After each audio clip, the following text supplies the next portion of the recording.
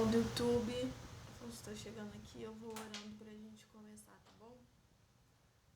Deus, eu quero mais uma vez te louvar, te engrandecer, porque o Senhor é digno, o Senhor é bom, o Senhor é fiel, o Senhor é santo. E nós queremos dizer que todo o nosso coração, toda a nossa vida louva o Senhor. Nós queremos te honrar com a nossa vida, com as nossas ações. Nós queremos te louvar nesse devocional, Deus, mais uma vez, em mais uma reunião, que o Senhor possa conduzir todas as palavras, todas as reflexões, e que o Senhor possa fazer morada em nós mais uma vez, possa germinar tudo aquilo que a gente for ouvir hoje, tudo o que for dito, que for pensado, discutido, o Senhor possa estar presente e criar raízes sobre esse assunto no nosso coração, para que a gente realmente o viva, né? Não somente fale, mas que viva. Quero te pedir também pela vida do Gabriel, encher ele de saúde, de força, de paz no coração, que o Senhor continue no controle, porque nós cremos que o Senhor está cuidando dele, e que ele possa provar e ver como o Senhor é bom, que ele possa testemunhar do seu cuidado, da sua proteção. Em nome de Jesus. Amém.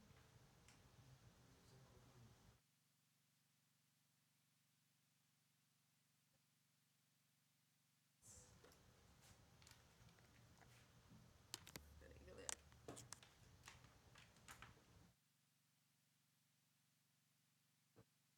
Vai começar mesmo. Olá, olá, olá. Esse aqui. É isso mesmo, é a continuação de ontem. Mas é igualzinho no começo? É desenvolvendo. Ai, será que eu cliquei errado? Não é isso não. É desenvolvendo a amizade. Esse aqui, ó.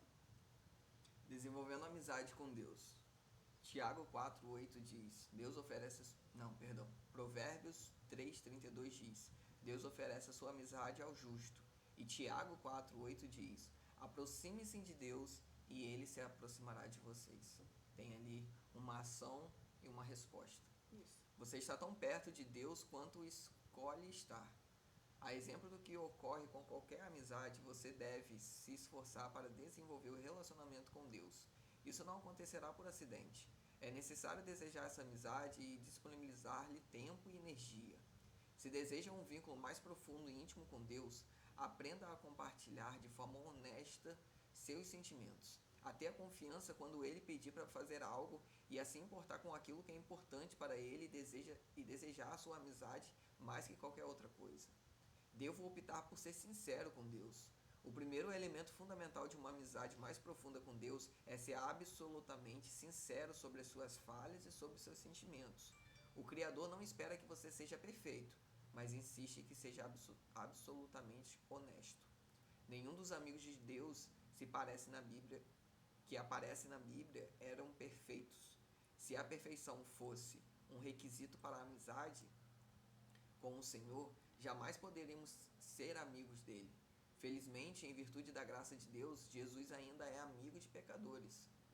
Na Bíblia, os amigos de Deus são sinceros e a respeito do que sentem, frequentemente reclamando, criticando, acusando e discutindo com o Criador.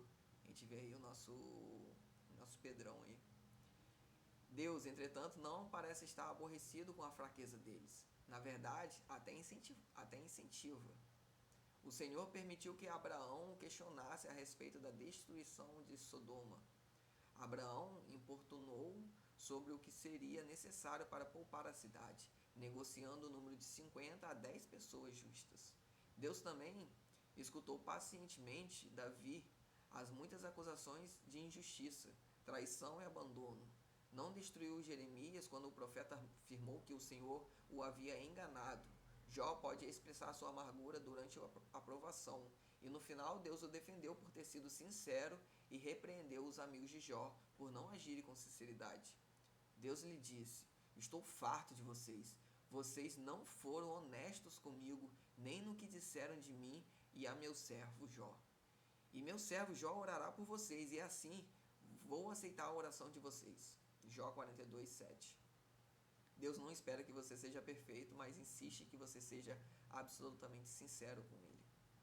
Em um estupendo exemplo de amizade sincera, está lá em Êxodo, Deus expressou em reserva sua absoluta repugnância pela desobediência de Israel. Ele disse a Moisés que manteria a promessa de dar aos israelitas a terra prometida, mas não daria mais nenhum passo com eles no deserto. Deus estava aborrecido e disse a Moisés exatamente como se sentia. Moisés, falando com um amigo de Deus, respondeu de forma igualmente sincera. Tu me dizes, conduza esse povo, mas não deixes saber quem enviarás comigo. Se sou assim tão especial para ti, permite que eu tome conhecimento dos teus planos. Não te esqueças de que esse é o teu povo, tua responsabilidade. Isso é Moisés falando com Deus. O Eterno, Deus, respondeu, minha presença irá com você, eu me carregarei da viagem até o fim.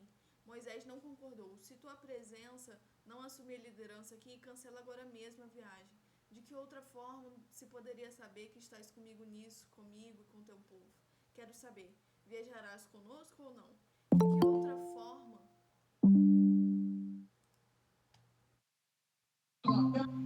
Olá, irmão Ronaldo, seja bem-vindo.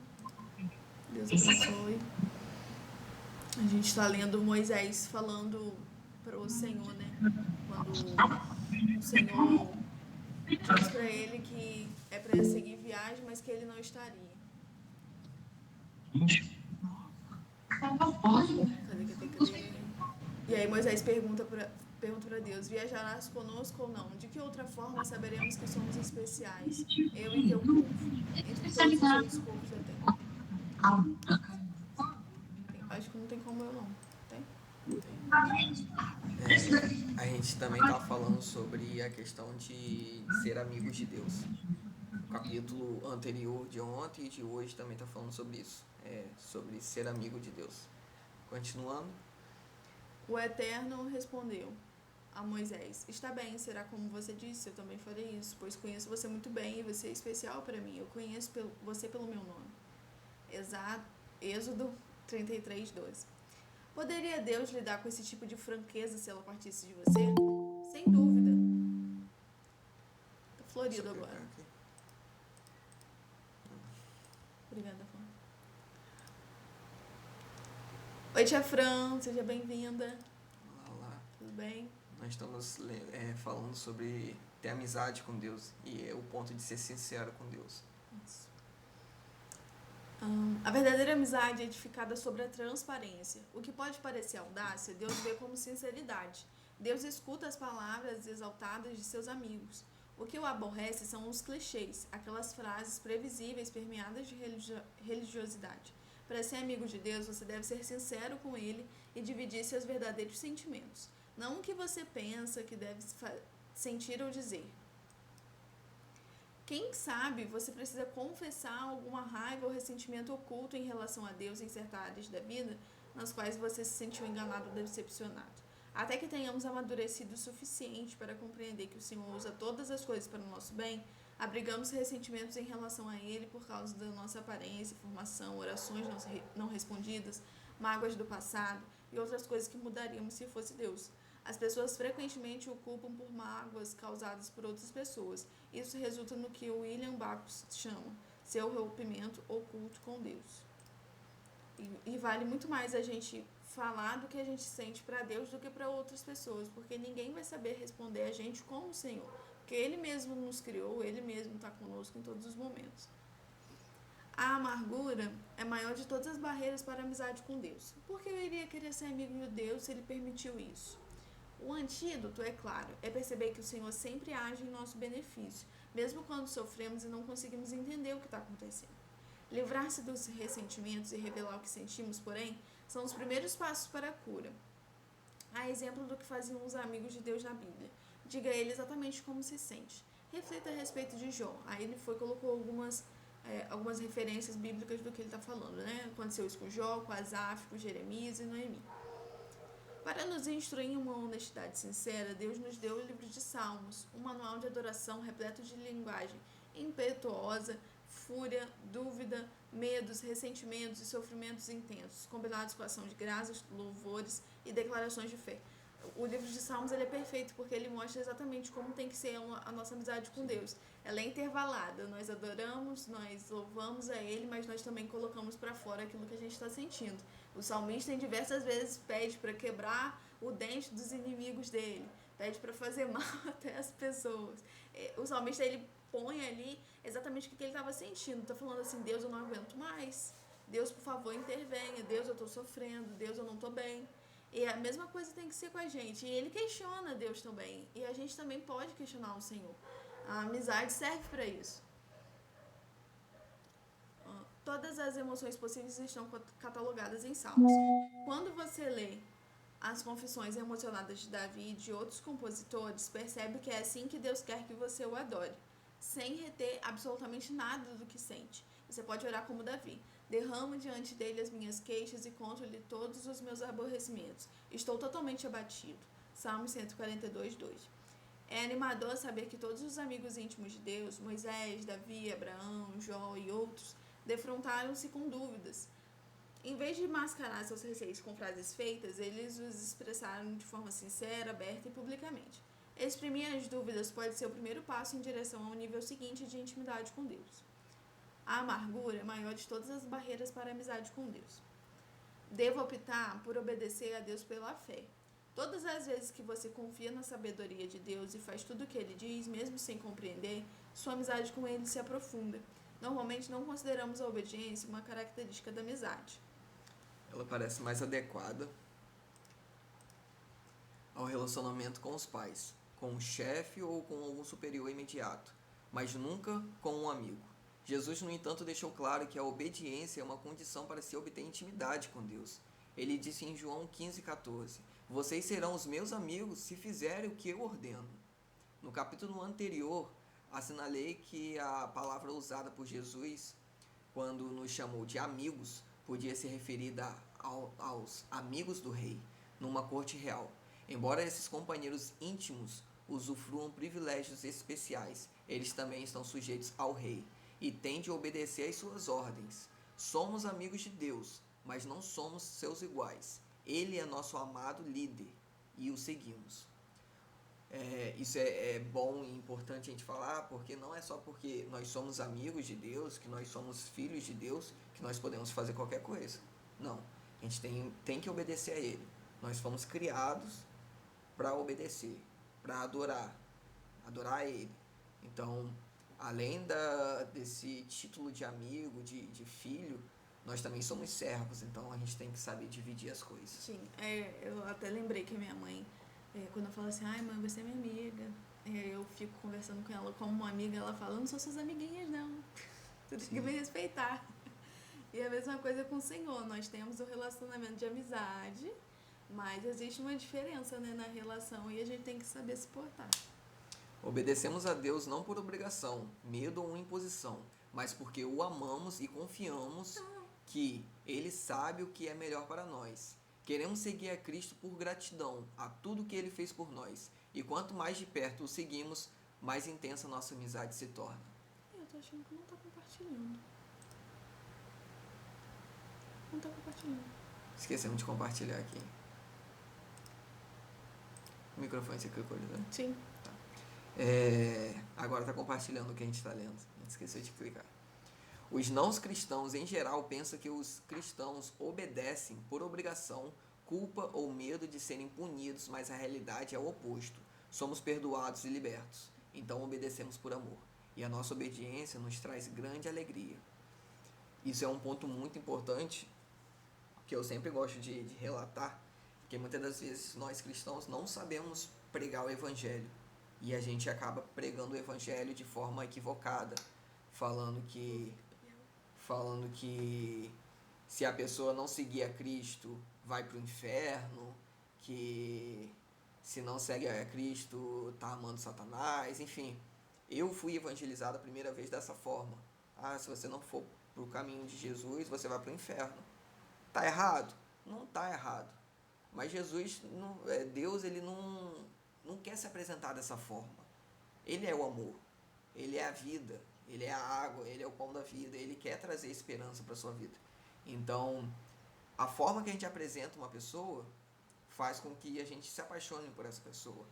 E quando um amigo meu me trouxe quem é o verdadeiro Jesus, o Jesus que cura, o Jesus que abraça, o Jesus que restaura, o Jesus que tira meus medos e coloca esperança, coloca fé, eu comecei a crer nele e a buscar ele não por medo, mas por amor.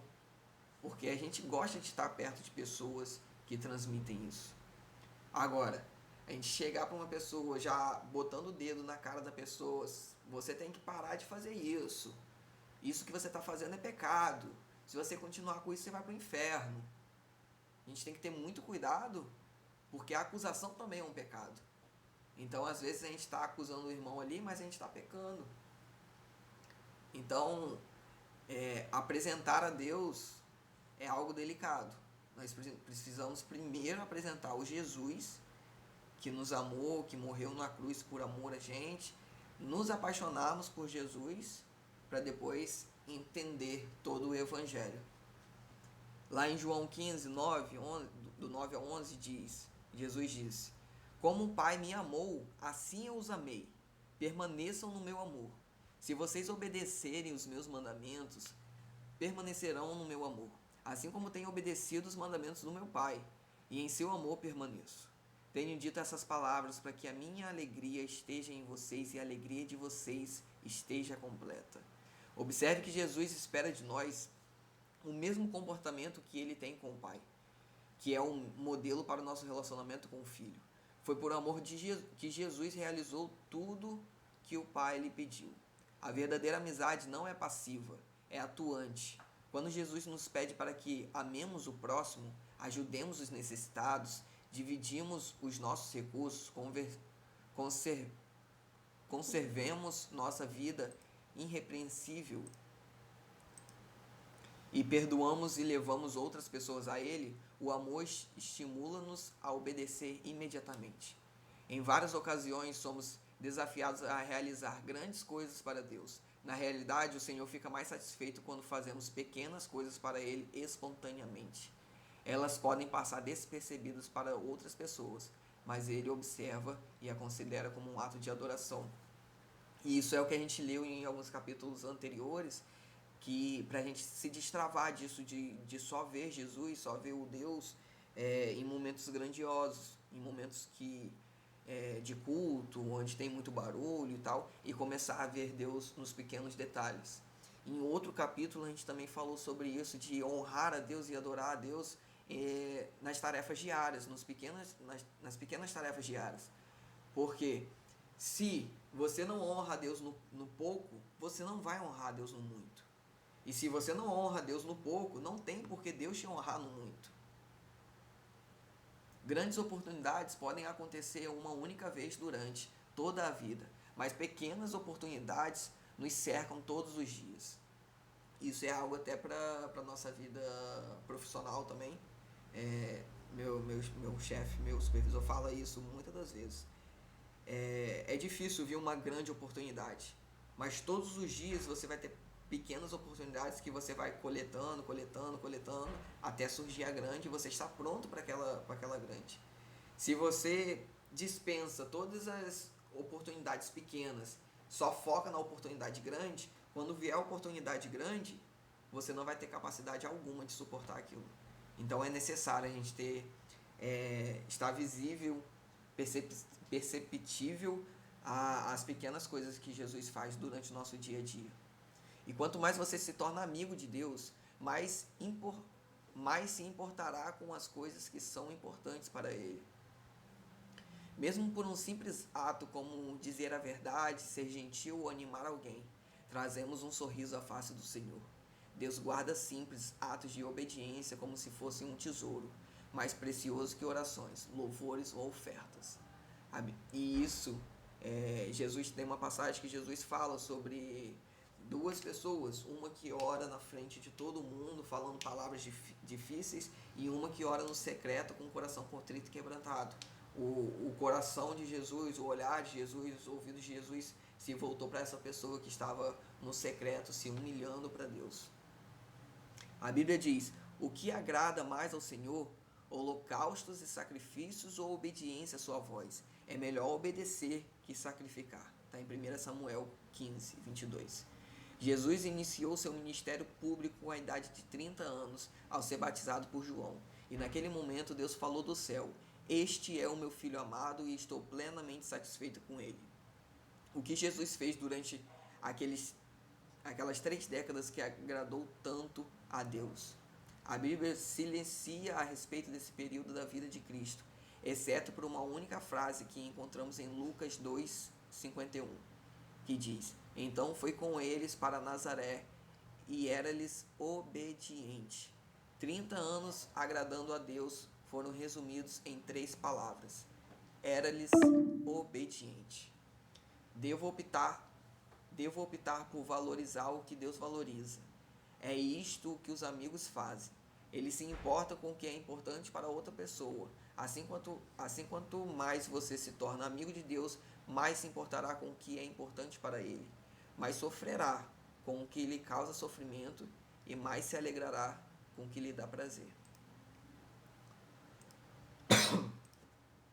Paulo é o melhor exemplo disso. As prioridades de Deus eram suas prioridades. Os desejos deles também eram seus desejos.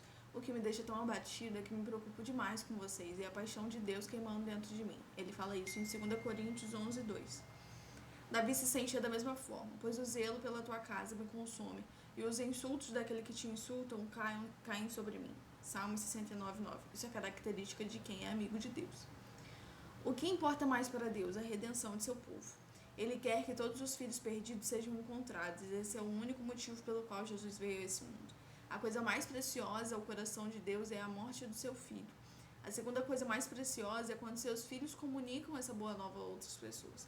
Para ser amigo do Senhor, você deve se interessar por todas as pessoas ao seu redor, pois Deus se importa com elas.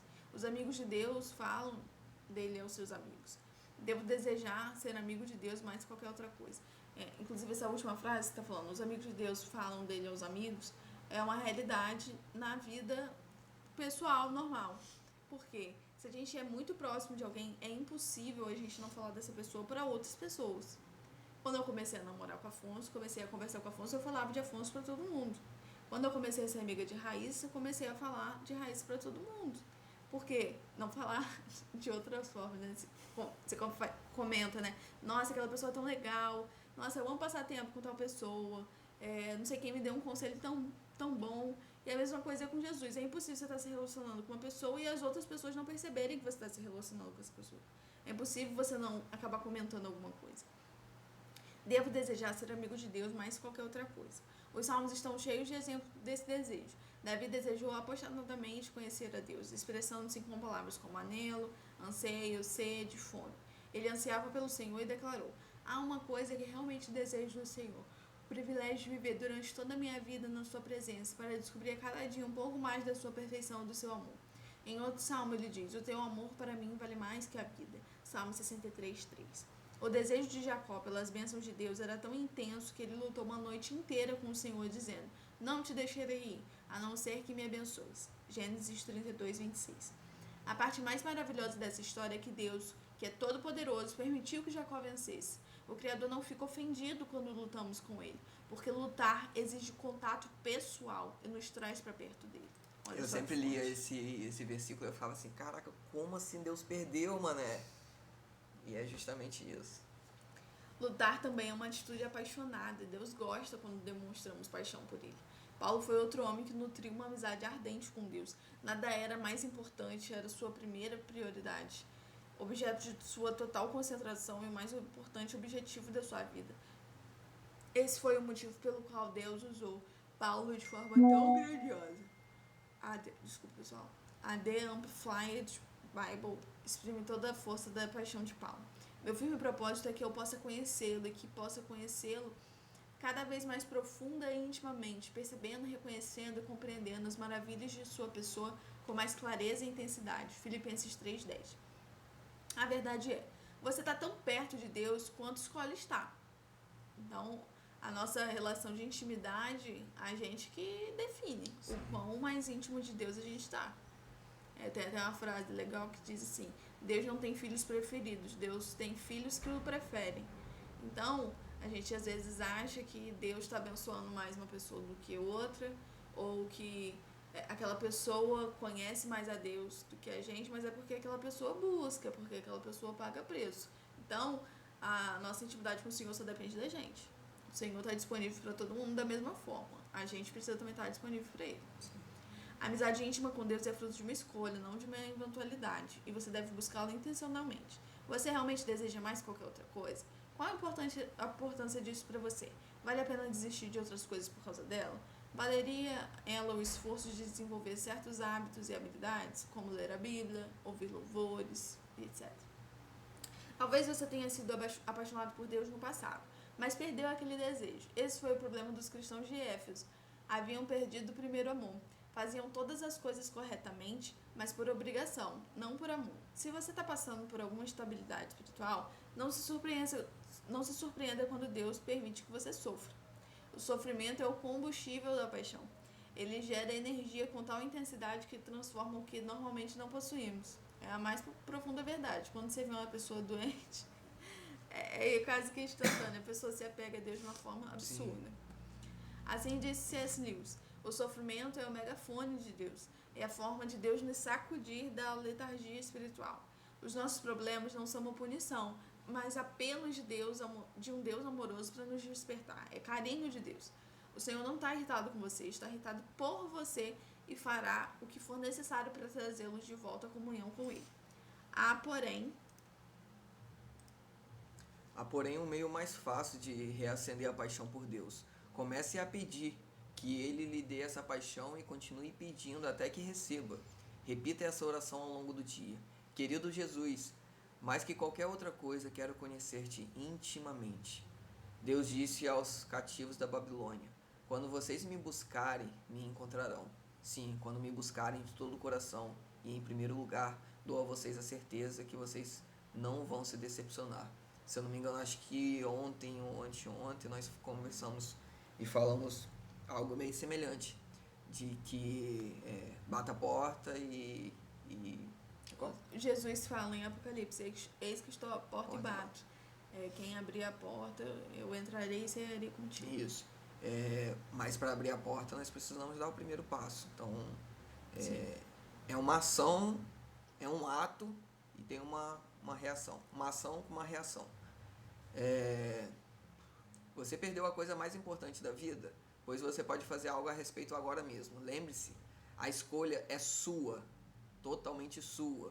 Você está tão perto de Deus quanto você escolhe estar. Então não é Deus que se afasta de nós. Na verdade, tem alguns momentos que Deus vai se afastar de vocês para testar a fé de vocês.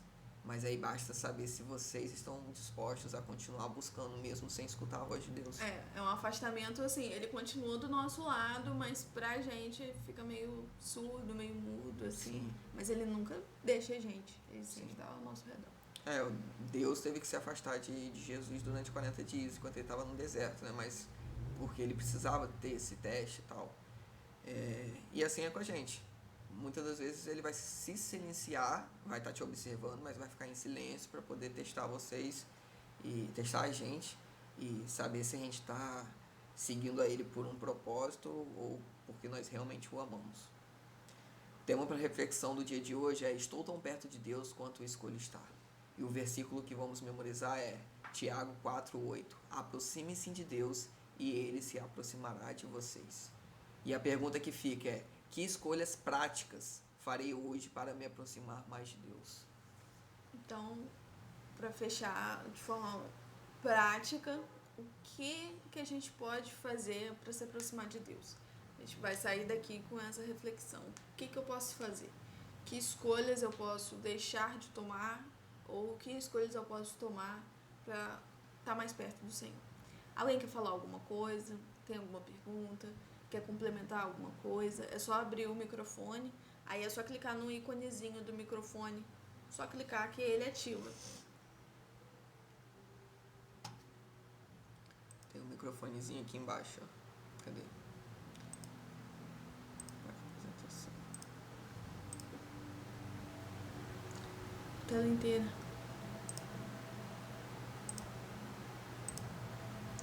Tem um microfonezinho aqui embaixo, ó. Onde está meu mouse? esse negocinho, esse microfone. Aí você clica e você consegue falar. Se alguém quiser falar alguma coisa, a gente usa esse tempinho pra conversar. Todo mundo quietinho?